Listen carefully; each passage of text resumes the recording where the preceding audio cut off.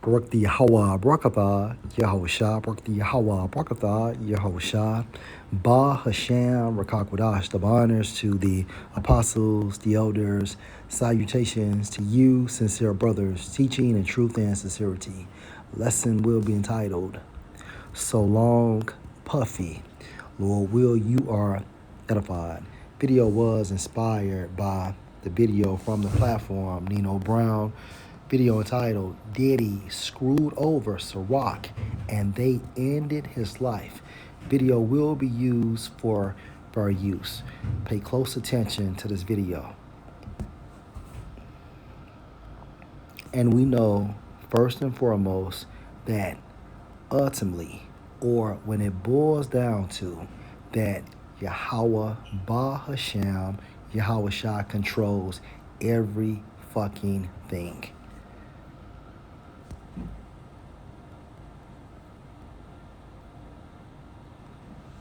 Let me tell you something. Girl! Everybody want to know, how did this happen to Diddy? Diddy was living a life that one could dream of for many years. He had multi-million-dollar companies. He had Revolt TV. He had all kind of money coming in. He had a deal with Ciroc that paid him $60 million a year. But one day, he woke up and that Diddy ego thing clicked on. He turned on the owners of Ciroc. And that's what caused this whole Diddy freako federal investigation. Ciroc is a $100 billion company. But see, they hired Diddy as a partner. But So he crossed the wrong Edomites, okay? And what happens when a person becomes extremely prideful, regardless of the circumstance, Yahweh Ba Hashem, Yahweh Shai will humble you, okay? The fall of so-called Diddy. And also, this could be a big psyop, but at the same time frame, okay, the character is being destroyed. he had no equity in the company in his contract. Ciroc gave Diddy a total of $1 billion over the span of 17 years. But just like Tony Montana in the movie Scarface, when he thought he was a little bit too powerful, he disrespected Sosa. And that's when Sosa sent them hitters to knock his ass off. Well, Sosa is Ciroc, and the hitters is the fans. And Diddy done messed around and found out that he messing with a power bigger than him. He was barking up a goddamn tree that done fell on his goddamn pretty ass. Do you know that Diddy tried to manipulate the company Ciroc? He tried to make them give him $100 million or threaten that he'll sue for racism from the company so everybody will turn on the company. But see, the company knew they was powerful and knew they had money, right? They had resources that Diddy, and they had dirt in their back pocket on Diddy. So they declined his manipulative tactics. And it makes sense. Think about this. Diddy has been doing this for years.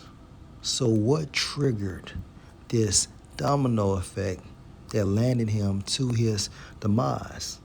Who did he cross? Where did Cassie come from?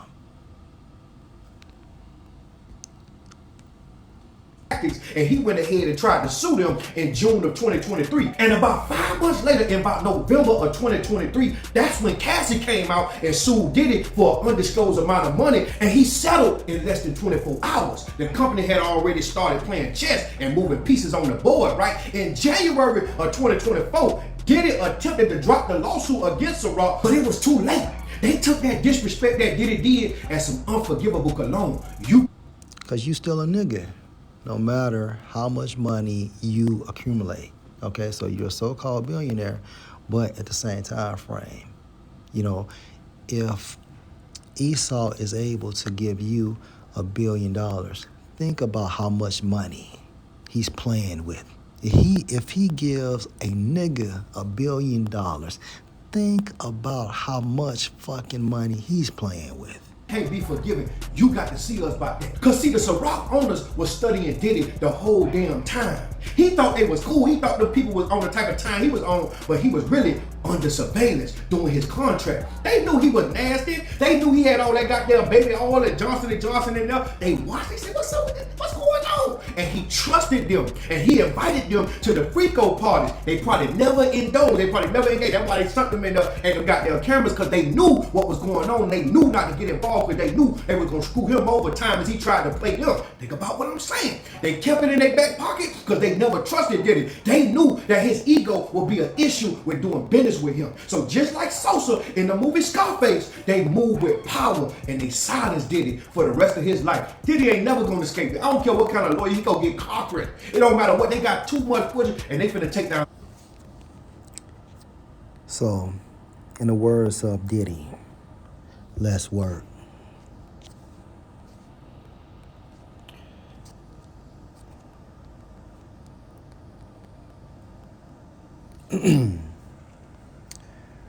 Second Corinthians 4:3. But if our gospel, meaning this truth, be hid, okay, to two-thirds of our people located in the U.S. and the non-elect outside of the United States of America, it is hid to them that are lost. Verse 4. And whom the God of this world has blinded the minds of them which believe not, lest the light of the glorious gospel of Mashiach, who is the image of the Most High, should shine unto them. Right. So, two-thirds of our people will not get this knowledge. And the reason why we understand is because this light is not hid to us. And Lord will, we are the elect. But what I want to emphasize is the God of this world has blinded them. And this is who employed Diddy. Okay? Diddy works for the Edomites. Okay? So therefore, he became a puppet by selling out. And the God of this world, okay, trickling down to the nobility of Edom, Slakia, starting with the nobility of Edom, trickling down to these Edomites that runs the music industry. Okay, they tell figures such as Drake, Diddy, Jay-Z what and what not to do. Because remember, their name, image, and likeness is being controlled as well. They signed a particular NIL deal as well. Okay, once you sign that contract, you must, okay, obey. Or else what happens? When you become disobedient, extremely prideful because you have an you have a so-called net worth of $1 billion, they will destroy you. Okay? And of course, the God of this world, okay, gets all of his so-called inspiration from Satan. Let's go to Matthew, the 4th chapter, and verse 8. Again, the devil took Yahushua up into an exceeding high mountain and showed him all the kingdoms of the world in a hologram format and the glory of them, and said unto him, all these things will I give you if you will fall down and worship me. Okay, so we know that the dominion of Edom came from Yahweh through Yahushua. Okay, or when Yahushua was Isaac. But within some time of this blessing, okay, Esau bowed down and worshiped Satan.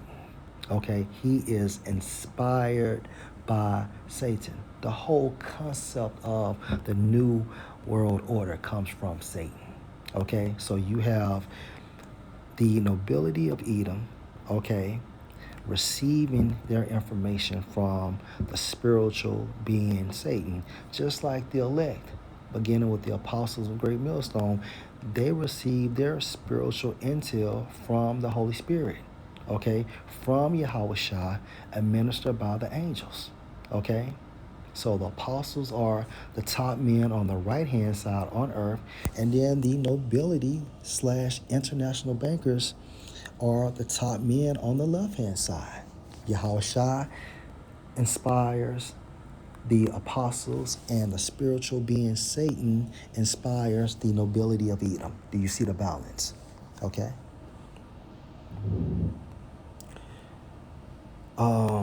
Let's go to Ephesians, the 6th chapter.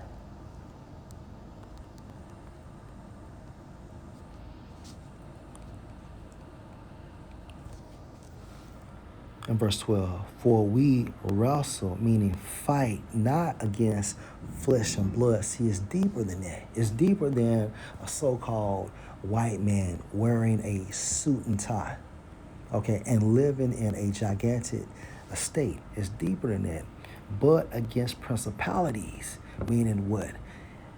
Angels on the left-hand side that inspire them, that assist them with their agenda, against powers, against the rulers of the darkness of this world, against spiritual wickedness in high places. So again, the nobility, okay, are the so-called gods of this world, and they control everything. And this whole conception came from Yahweh through Yahushua. Okay? Now, just reverting back to Diddy. Let's go to Ecclesiasticus chapter 13 and 24. Riches are good unto him that has no sin, and Diddy committed a lot of sin to have that so-called high-ranking position at one time. Okay, he had to commit spiritual rituals to Satan, okay, to appease Satan in order to become a billionaire in this society. That's how it works. So you want to climb up Esau's ladder, you must get down. You have to do what Esau does. And then therefore you become a boule member or a gatekeeper. So again, riches are good unto him that has no sin, and poverty is evil in the mouth of the ungodly. But the point is, riches are good unto him that has no sin. And Jay-Z and Diddy, all these so-called celebrities that have this major platform, that are extremely rich because they're not wealthy, they are very rich, they sold the fuck out. They had to sin in order to get it.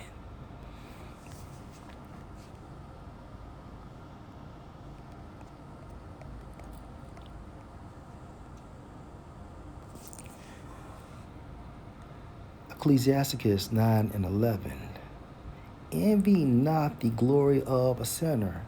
At one time, especially around the late 90s, early 2000s, okay, Diddy was the man. Okay, he was the motherfucking man. Now, he simmered down, but still, he continued to have that high position in the music industry. Because at one time, your top two gatekeepers in the music industry was who? Or, yeah, it was Jay-Z and Diddy. And now Diddy has been removed, so now you have Jay. So again, envy not the glory of a sinner. So Diddy used to boast. He used to be on all these talk shows talking about what's next. Okay, as far as his liquor deals. One time he had a clothing line, so on and so forth. I think Ciroc was paying him $1 million a year. However, look at him now. Look at him now. For you know not what shall be his end. So allegedly, he's in jail. He's in some form of confinement, waiting to be sentenced by the hand of Esau. Okay? Why? Because he became rebellious. Right? He thought he was bigger than the system, and he's not. You are just another puppet who can be placed and removed. Okay? And guess what? Somebody else will fulfill his position. That's how it works. Delight not in the thing that the ungodly has pleasure in, but remember, they shall not go unpunished unto their grave. So Diddy is going to pay. Jay-Z will pay. Nicki Minaj will pay. Sexy Red will pay. Okay? Kamala Harris will pay. Anybody that's sold out, you must pay, right? That's the end of the bargain. You will pay. Last precept. Let's get Ecclesiasticus chapter 40 and verse 26. Riches and strength. Hold on. Riches and strength lift up the mind in the case of Diddy. He actually thought that he could sue, okay, the owners of Ciroc, okay, just because he got fucked out of a deal. So he attempted to sue them, and according to Nino Brown in January, okay, he tried to drop the lawsuit, but it was too late, right? So Diddy became very prideful, okay? You know, a billionaire, I can do this, I can do that, I have access to this, I have access to that. I've been living wicked for so long, I've been drugging people, right? I've been beating women, I've been trafficking people, I've been participating in racketeering, okay? I've been having intercourse with the same flesh. Nothing can fucking happen to me. Okay, so he developed a God complex. But look at him now. Now he realizes he's more than human. Okay, so riches and strength lift up the heart, meaning because of riches, because of your strength, you become very prideful. But the fear of the Lord is above them. So fuck your strength. Fuck the riches. But have fear in Yahweh, Bahashem, Yahweh Shah. And at one time, Diddy had fear in who? Okay, Esau. So they had to spank him. Remember dealing with the shine situation. Okay. And then he was rescued out of that. And then he became too big for his britches last year when he attempted to file a lawsuit on the owners of Ciroc. Okay, so at this time frame, they are making an example out of him, like they did Cosby, like they did Kels, and now Diddy is the latest example. And when you do that, which is a form of buck breaking, okay, you put everybody else in fear. So you won't have no runners up. So again, riches and strength lift up the heart, but the fear of the Lord is above them both. There is no one in the fear of the Lord, and it needs not to seek help. So the best thing we can do is have fear in Yahweh, Ba Hashem, Yahweh Shai, and let everything run its course. Okay? So Lord will, you were edified. Shalom.